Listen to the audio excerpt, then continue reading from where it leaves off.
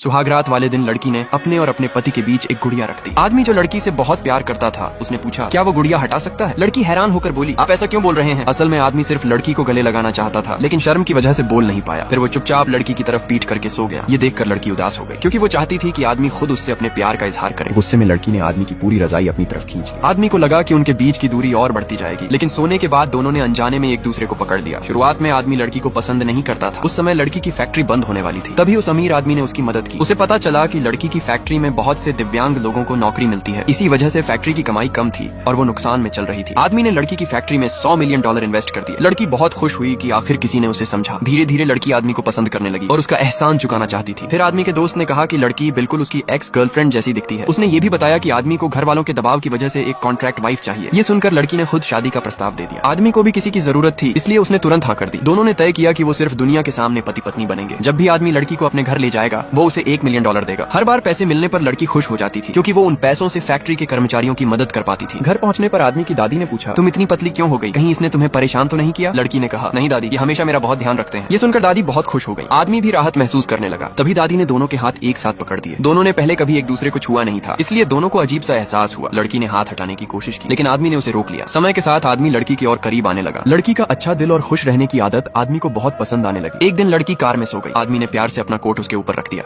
College की एक student अपने रूम का दरवाजा खोलने ही वाली थी ताकि अभी अभी ऑर्डर किया हुआ सी फूड ले सके। तभी अचानक रेस्टोरेंट के मालिक का फोन आ गया। उसने घबराई हुई आवाज में बताया कि जो डिलीवरी बॉय खाना लेकर निकला था उसका रास्ते में एक्सीडेंट हो गया है। ये सुनते ही रूम में बैठी सहेलियां सन्न रह गई। अगर डिलीवरी बॉय का एक्सीडेंट हो चुका है तो फिर दरवाजे के बाहर कौन खड़ा है? लेकिन लड़की को अपने महंगे सी फूड डिनर का बड़ा चाव था। उसने कहा, पहले दरवाजा खोलकर देख तो ले। तभी हॉस्टल की मॉनिटर ने उसे रोक दिया। उसने सख्त लहजे में कहा, दरवाजा बिल्कुल मत खोलना, बाहर जो है वो इंसान नहीं है। लड़की भड़क गई, बोली, अगर इंसान नहीं है तो क्या है? तुम बस जल रही हो, खुद तो कुछ मंगाया नहीं इसलिए ड्रामा कर रही हो। मॉनिटर अचानक गुस्से में आ गई, बोली, अगर जिंदा रहना है तो अभी सब अपनी अपनी बेड पर जाकर सो जाओ। सब अभी कंफ्यूज ही थे कि बाहर से फिर जोर जोर से नॉक होने लगी। बाहर से आवाज आई, इतनी देर क्यों लगा रही हो? दरवाजा खोलो। डर के बावजूद लड़की ने कहा, खाना दरवाजे पर रख दो। लेकिन बाहर से जवाब आया कि ऑर्डर महंगा है, हाथों हाथ रिसीव करना पड़ेगा। अब बाकी लड़कियों को भी अजीब लगने लगा। भला कौन सी डिलीवरी में ऐसा नियम होता है? मामला गड़बड़ था। उन्होंने लड़की को दोबारा रेस्टोरेंट में फोन करने को कहा। मालिक ने साफ कहा, मैंने अपनी आंखों से उसे टक्कर लगते देखा है, वो तुम्हारे हॉस्टल पहुंच ही नहीं सकता। अब सच्चाई जानने के लिए उसने हिम्मत जुटाई और डोर के पास जाकर पीप होल से झांका। अगले ही पल वो चीख पड़ी। सबने घबरा कर पूछा, क्या देखा? वो बोली, अचानक तेज फ्लैश हुआ, कुछ दिखाई नहीं। उधर नॉकिंग रुक ही नहीं रही थी, डर बढ़ता जा रहा था। मॉनिटर बार बार कह रही थी, जब तक दरवाजा नहीं खोलोगे तब तक सेफ हो। तभी लड़की के बॉयफ्रेंड का फोन आया। उसने याद दिलाया कि आज उनकी रिलेशनशिप की पहली एनिवर्सरी है और उसने 999 गुलाब हॉस्टल भेजे हैं। लड़की को लगा सारा मामला क्लियर हो गया, बाहर जो है